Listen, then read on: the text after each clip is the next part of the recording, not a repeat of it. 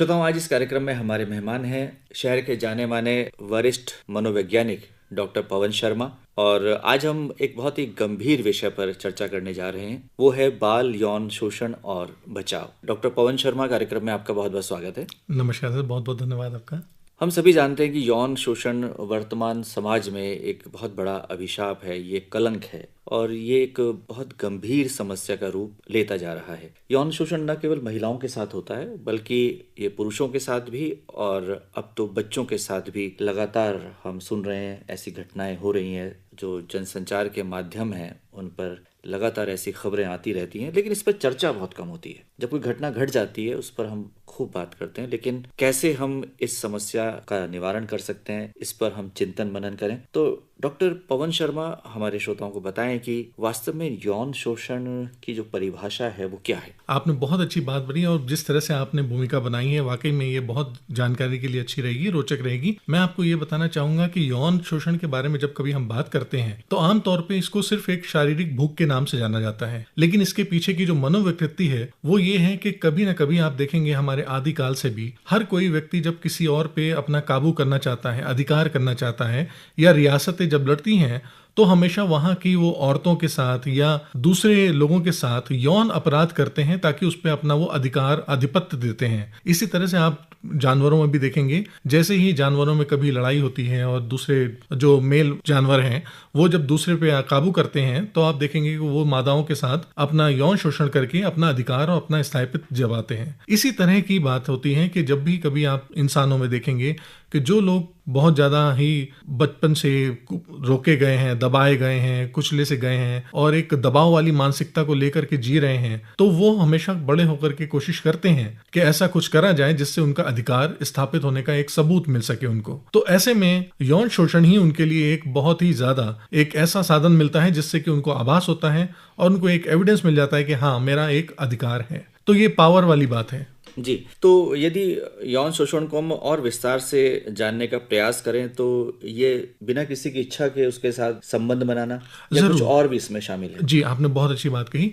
इसमें सिर्फ संबंध बनाना ही ना कहें, अगर किसी की भी इच्छा के विरुद्ध आप उसको कुछ अश्लील सामग्री दिखा रहे हैं या उस पे हम अश्लील शब्दों में बात कर रहे हैं या किसी की पारिवारिक या किसी की व्यक्तिगत निजता में हनन कर रहे हैं, किसी भी तरह का अगर हम अश्लीलता से जुड़ा हुआ साहित्य या उसको कुछ चित्र दिखाना या वीडियो या पोर्नोग्राफी या किसी भी तरह के हम बार बार नापसंद टच होते हैं, यानी छूना होता है किसी भी तरह का शारीरिक अंग को और कभी खास अंगों को छूना खास तौर से कह लीजिए, तो ये सारा ही यौन उत्पीड़न के श्रेणी में आता है। यदि हम भारत की बात करें, अपने देश की बात करें, तो यहाँ पर बच्चों के साथ जो यौन शोषण हो रहा है उसकी घटनाएं लगातार बढ़ रही हैं। आप इसे यदि पूरे विश्व के परिप्रेक्ष्य में देखते हैं तो क्या कहेंगे? जी, आपको इसलिए कहना चाहूंगा क्योंकि जब भी कोई आपराधिक प्रवृत्ति होती है वो हमेशा बच्चों को आसान टारगेट बनाते हैं, आसान निशाना बनाते हैं, क्योंकि बच्चे आमतौर पर यौन अपराध को लेकर के अनभिज्ञ हैं, वो इसके बारे में जानते ही नहीं है कि उनके साथ कभी कोई ऐसी यौन हिंसा हो रही है। इस वजह से वो उनके लिए बड़े आसान टारगेट होते हैं। और जब भी कभी आप देखेंगे तो 18 साल की उम्र के नीचे के करीबन 4 में से 1 लड़की और 13 में से कोई 1 लड़का बचपन में कहीं ना कहीं यौन अपराध का शिकार हो चुका है, जो कि उसके बारे में जानते नहीं थे, इसलिए ऐसा हो जाता है। डॉक्टर शर्मा, ऐसा कहा जाता है कि यौन उत्पीड़न के मामलों में, खास तौर से बच्चों में, 90% ऐसे लोग होते हैं जो कि पारिवारिक सदस्य होते हैं या जान पहचान के होते हैं।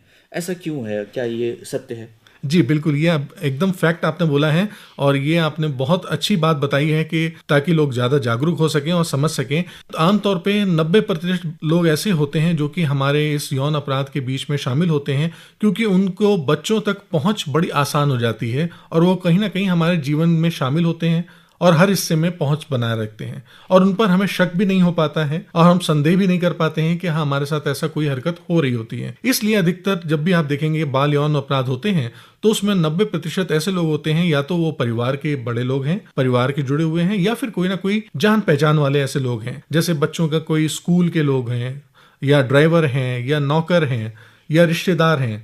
इसलिए ऐसे ऐसे लोग होते हैं जो कि अपने बहुत घनिष्ठता में होते हैं, जिन पे हम संदेह भी करना चाहें तो ना कर पाएं, और वो इस मौके का लाभ उठा करके अक्सर ऐसा अपराध कर देते हैं। आपने कहा कि ऐसे लोग जिनको दबाया गया है, जिनके साथ कुछ ऐसे व्यवहार हुए हैं, वो बड़े होकर शक्ति प्रदर्शन के रूप में इसे देखते हैं, तो वो कौन सी मनोदशा है जब एक वयस्क बाल यौन शोषण के लिए प्रवृत्त हो जाता है? बिल्कुल। देखिए, कोई एक खास मनोवैज्ञानिक दशा ऐसी नहीं है जिससे कि कोई भी व्यक्ति यौन शोषण का अपराध करेगा। ये कई दशाओं का एक योग हो सकता है। वो अवसाद में भी हो सकता है, वो दबाव में भी हो सकता है, वो तनाव भी हो सकता है, उसके हो सकता है अपने वैवाहिक रिश्ते अच्छे ना हो, वैवाहिक संबंध ठीक ना चल रहे हो, वो समाज में कहीं दबला कुचला हो, वो अपने ऑफिस के काम में बहुत ज्यादा ही प्रताड़ित हुआ रहा हो, और हो सकता है कि वो बचपने में कहीं ऐसा रहा हो जिसको कि बहुत ज्यादा दबाया गया हो, उसकी इच्छाएं दबी रह गई हो, तो वो आज तक बाहर आती हैं। और कुछ ऐसे बच्चे होते हैं जिन्होंने बचपन में कोई ना कोई ऐसी घटना देखी है जो उनके मानसिक पटल पे बहुत ज्यादा अभी तक असर कर रही है, तो इसको हम लोग PTSD कहते हैं, यानी पोस्ट ट्रॉमेटिक स्ट्रेस सिंड्रोम। तो वो कहीं ना कहीं जाहिर करने के लिए बाहर ऐसा क्राइम कर देते हैं। डॉक्टर शर्मा, आमतौर पर इस तरह की घटनाएं सामने नहीं आती हैं। कई बार अभिभावकों को ये बात पता होती है, तब भी वो बात को छुपाते हैं, क्योंकि आपने बताया कि वो पारिवारिक सदस्य या बहुत निकट का व्यक्ति होता है, जान पहचान का। लेकिन कई बार ऐसा भी होता होगा कि बच्चे इस बात को उद्घाटित नहीं करते अपने माँ बाप के सामने, और उनके माँ बाप को ये बात पता नहीं होती। तो कैसे हम ये पता लगाएं? क्या कुछ खास लक्षण ऐसे बच्चों में होते हैं, खासतौर से अभिभावकों की बात यदि हम करें कि उनके बच्चे के साथ ऐसी घटना घटी है, कोई सिम्टम्स, कोई लक्षण? देखिए, सबसे पहले तो ये होता है कि हम लोग कभी भी यौन अपराध या यौन शिक्षा के बारे में बात करें तो इन शब्दों पे हम परिवार में कभी बात नहीं कर रहे होते हैं।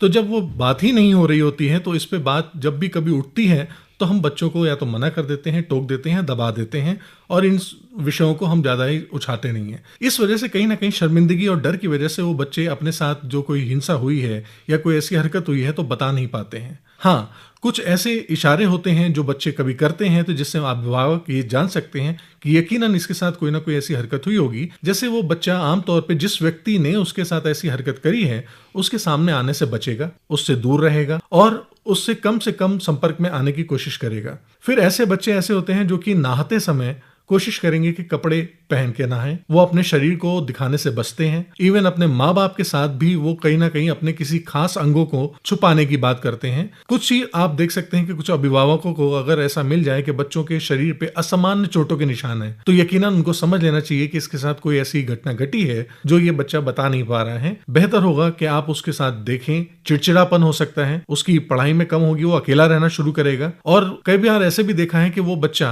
आमतौर पर ये सेक्स से जुड़े हुए कुछ कंटेंट या मीडिया कह लीजिए या स्रोत कह लीजिए, इनकी तरफ थोड़ा रुचि ज्यादा दिखाने लगता है और ज्ञान अर्जन ज्यादा करने लगता है, इसके बारे में जिज्ञासा लेता है। डॉक्टर पवन शर्मा, बाल शोषण से बचने के लिए अभिभावकों को किन सावधानियों का ध्यान रखना होगा? ये बहुत अच्छा है कि अगर हम प्रिवेंशन पे बात करते हैं तो हमें क्योर पे ज्यादा ध्यान नहीं देना पड़ेगा। अगर हमारी जागरूकता अच्छी होगी तो यकीनन हमारे साथ ऐसी घटनाएं नहीं घट पाएंगी जिन्हें हमें बाद में कहीं ना कहीं सुधारना पड़े। सबसे पहली बात तो है संवाद। अगर हमारे अभिभावक बच्चों के साथ संवाद करेंगे इस विषय पर, उन्हें गुड टच बैड टच के बारे में कुछ बताएंगे, जानकारी देंगे, और उनकी उम्र के मुताबिक अगर हम यौन शिक्षा पे बात करेंगे और थोड़ी थोड़ी जानकारियां उनके साथ साझा करेंगे, तो यकीनन बच्चा हमसे खुल करके अपनी बात कह पाएगा और उसकी जिज्ञासा शांत हो जाएगी। और इस पे अभिभावकों को ये देखना जरूरी है कि जब भी कभी कोई बच्चा ऐसी बात पूछे तो उसकी बात को एड्रेस करें, यानी नोटिस करें और खुद जवाब दें, बजाय कि बच्चा कहीं और किसी दूसरे सोच से इन जिज्ञासाओं को शांत करने के लिए जाए। अगर वो उसको ही सही भाषा, सही ज्ञान अपने अभिभावकों से मिलेगा तो यकीनन एक अच्छा मार्गदर्शन भी होगा और आने वाली घटनाओं से बचाव हो जाएगा। मैं आपके माध्यम से ये और बताना चाहूंगा कि जो भी अभिभावक अभी ध्यान दें कि अगर उनके घर में कोई रिश्तेदार आता है, कोई मित्र आता है, कोई दोस्त आता है जिसके साथ बच्चा असहज है, यानी कहीं ना कहीं बच्चे ने ऐसी कोई हरकत महसूस करी है जो उस व्यक्ति के साथ असहज है, तो अगर ऐसा कोई व्यक्ति आपके घर में आ रहा है, भले ही वो चाहे जितना भी निकट रिश्तेदार हो, निकट दोस्त हो, तो कोशिश करें कि उसके साथ आप घर में ना मिल करके कहीं बाहर मुलाकात करें, कहीं और दूसरी जगह ऐसे मीटिंग स्थल रख लें जहां पर आप उनके साथ मुलाकात कर सकें, क्योंकि ये चीजें आपके बच्चे को ऐसी आने वाली घटनाओं से बचाएगी। निश्चित तौर पर ऐसे बच्चे जिनके साथ यौन शोषण होता है वो मानसिक रूप से प्रभावित होते हैं, और उनको इस आघात से बाहर निकालने में किस तरह का व्यवहार परिवार के सदस्यों का होना चाहिए और समाज की क्या भूमिका हो सकती है?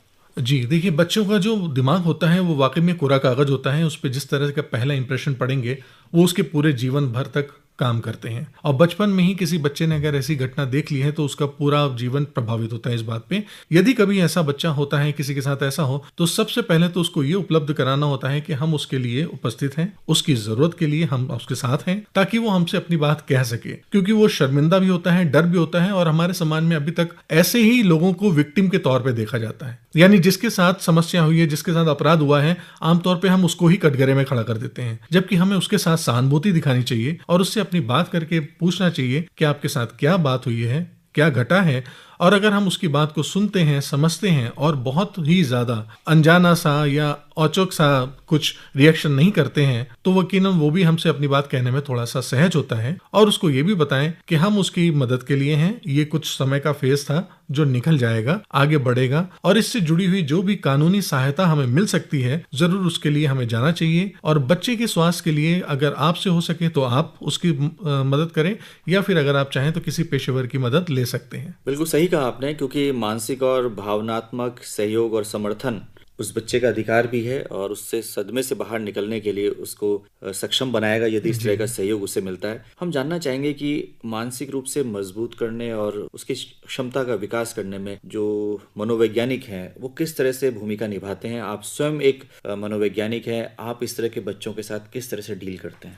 आमतौर पर देखेंगे आप, बच्चों के साथ में कभी भी उनकी आत्म छवि ही उपलब्ध नहीं होती है। तो हमारे जैसे मनोवैज्ञानिक हमेशा सबसे पहले कोशिश ये करते हैं कि हम बच्चे की आत्म छवि, उसकी सेल्फ इमेज को डेवलप करें, बनाएं और उसको बढ़ाएं। तो जैसे जैसे बच्चे अपनी आत्म छवि को बढ़ाता है, यकीनन उसके साथ दैनिक जीवन में होने वाली कुछ भी घटनाएं वो फिर उतना मायने नहीं रखती हैं, जो कि उसकी आत्म छवि को छोटा कर देंगी। इस तरह से उसका कॉन्फिडेंस बढ़ता है। इस तरह से आप देखेंगे कि वो नए नए काम कर सकता है और ज्यादा अच्छे से अपने आप को प्रदर्शित कर सकता है लोगों के सामने। और छोटी और मनचाही अनचाही घटनाएं जो भी हो रही हैं उसके साथ जीवन में, वो उस पर इतना प्रभाव नहीं डालेंगी। इसके लिए हमें अच्छी बातों को ज्यादा बढ़ाना होता है और जो बुरी बातें हैं उनका प्रभाव हमें उसके मानसिक पटल से कम करना होता है। ये कुछ थेरेपी के थ्रू भी होता है और कुछ काउंसलिंग सेशंस के थ्रू भी होता है। तो इससे किस तरह के नतीजे सामने आते हैं? यकीनन मैं आपको बताऊं कि अगर जब भी हमारे साथ कोई ऐसा व्यक्ति जुड़ा होता है तो ये जो बदलाव होते हैं, ये ट्रांसफॉर्मेशन हम इनको कह सकते हैं, ये कुछ सेकंडों में ही हो जाते हैं। क्योंकि हमारी शारीरिक और मानसिक दोनों ही रचना एक दूसरे के साथ जुड़ी हुई है। थोड़ी सी हमें शारीरिक हरकतें उनकी बदलनी होती हैं और थोड़े से उनके मानसिक पटल में रखे हुए पुराने बिलीफ सिस्टम, मूल्य, इन सबको अगर हम बदल देते हैं तो उससे जुड़ा कोई भी हमारे साथ देखेंगे कि जो प्रभाव है वो कम हो जाता है। यकीनन मैं आपके माध्यम से अगर आप कहें तो मैं आपके या जितने भी श्रोता हैं उनके साथ एक छोटी सी एक्सरसाइज कर सकते हैं जो अभी इसी वक्त ही अपने अंदर बदलाव देख सकते हैं। तो श्रोता अगर किसी के पास ऐसी कोई घटनाएं हैं तो यकीनन वो देखेंगे मानसिक पटल में उनके पास वो बहुत सारी रंगीन होंगी, वीडियो में होंगी। अगर आप उसमें से कोई कलर बढ़ाएंगे तो उन घटनाओं का आपके मानसिक पटल पे प्रभाव बढ़ जाएगा। और यदि आप उनका कलर यानी रंग, रूप और उनकी छवि को अगर धूमिल कर देंगे या काली सफेद कर देंगे या ऐसी धुंधली बना दें जो आपके देखने लायक भी ना हो, और उन आवाजों को अगर आप इतना ज्यादा क्षीण कर दें और या बिल्कुल ही विलुप्त कर दें, तो उनका घटनाओं का प्रभाव भी खत्म हो जाएगा। ये बिल्कुल इस तरह से होगा कि यदि आप कोई एक हॉरर मूवी देख रहे हैं और उसकी आवाज बंद करके देखें तो देखेंगे वो ज्यादा डराने वाली नहीं रहेगी। डॉक्टर पवन शर्मा, आपने बहुत ही बढ़िया उदाहरण दिया और निश्चित तौर पर हमारे श्रोताओं ने इसको आत्मसात किया होगा। आपने कार्यक्रम के आरंभ में ही कहा कि ये हमारे समाज की विडंबना है कि जो पीड़ित है उसको हम कटघरे में खड़ा कर देते हैं। तो समाज की भूमिका की मैं बात कर रहा हूँ। हमारे समाज में ऐसी घटनाएं ना हो, लोग इस तरह का व्यवहार ही ना करें कि बच्चे पीड़ित हों, उनको सदमा मिले और वो अपना जो बचपन है उनका छिन जाए जी, वो गंभीर हो जाए और अपना विकास ना कर पाए। तो समाज से क्या कहना चाहते हैं?